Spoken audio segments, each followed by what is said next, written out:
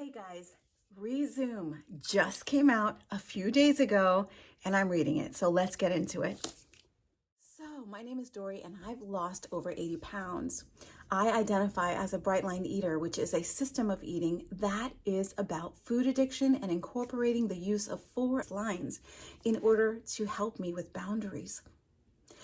I'm actually reading Bright Line Eating's newest book called REZOOM. And so let's quickly get into it. Stick around because this just blew my mind. Number 1, the theme of the book. This book is about ending the crash and burn cycle of food addiction. If I tell you, if I would have known all of this information that's in this book long ago, I wouldn't have lost so much of life's time. But anyway, we are here now. Food freedom finally, so let's get into it. Next is the structure. So the structure of this book is going to have 8 chapters. Beautiful layout, absolutely beautiful. We've got 8 chapters. The cycle of relapse, food addiction is real.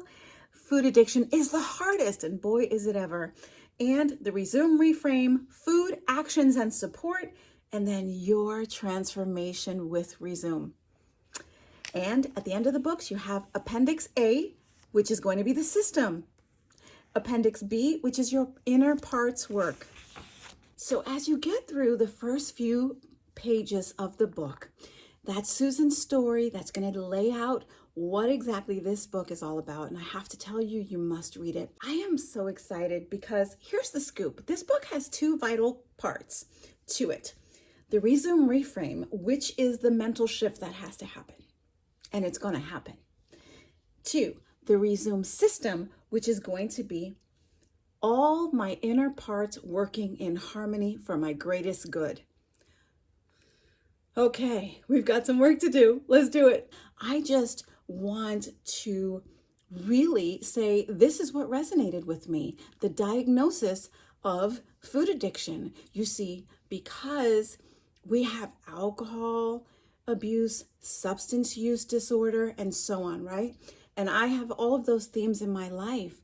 And so diagnosing a food addiction, what are the key things to think about? Number 1, unintended use.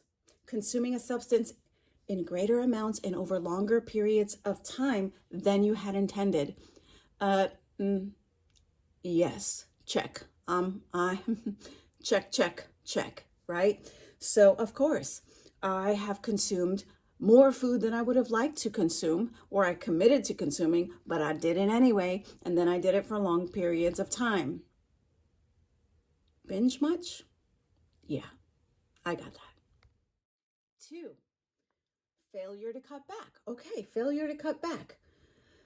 This is where you have a persistent desire to decrease and limit the use of the substance, but with many unsuccessful attempts. Check. I've got that too.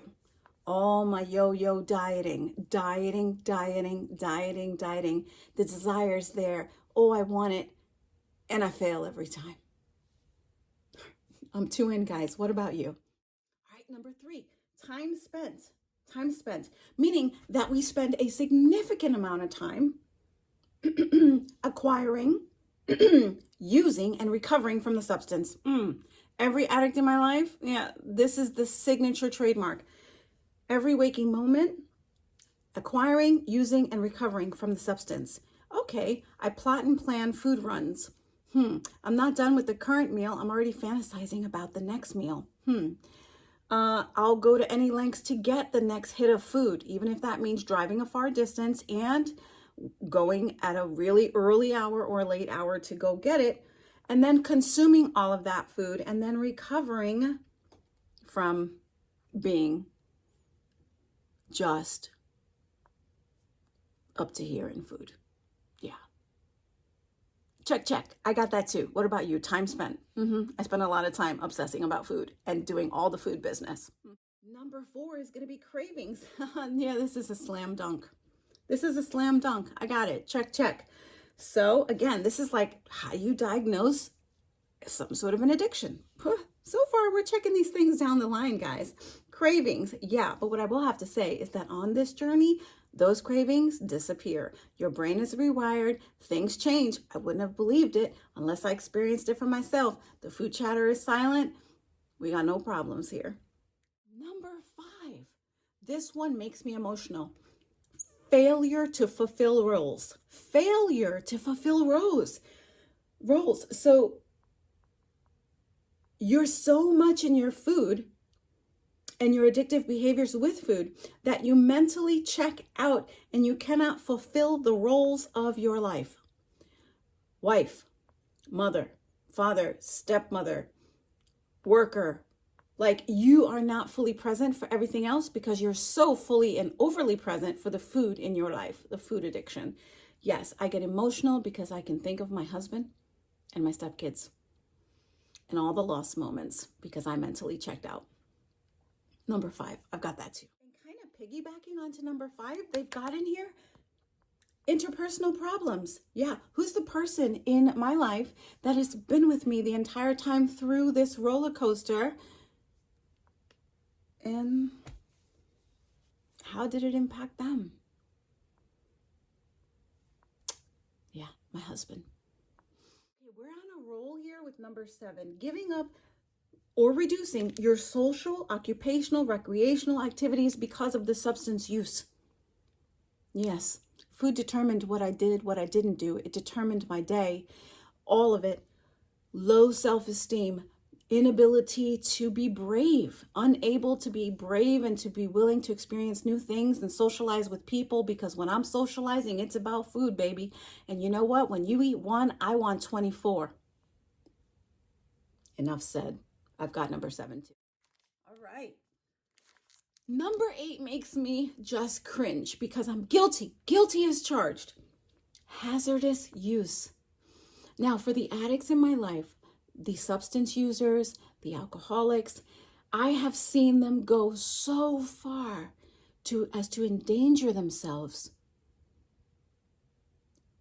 Very serious situations because of the substance. Have I done that with food?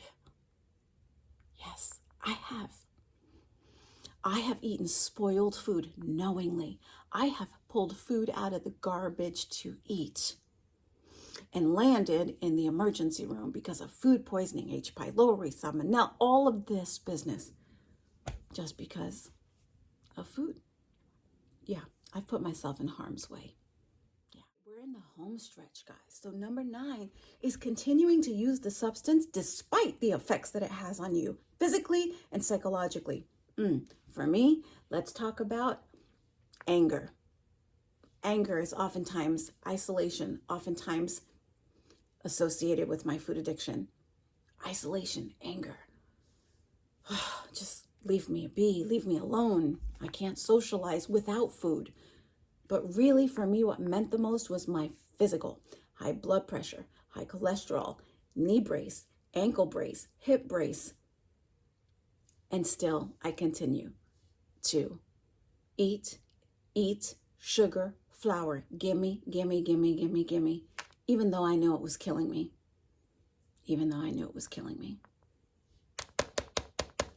Check, number 9, I got it. I started with 1. 1 might have been good, but it wasn't, so I went to 4.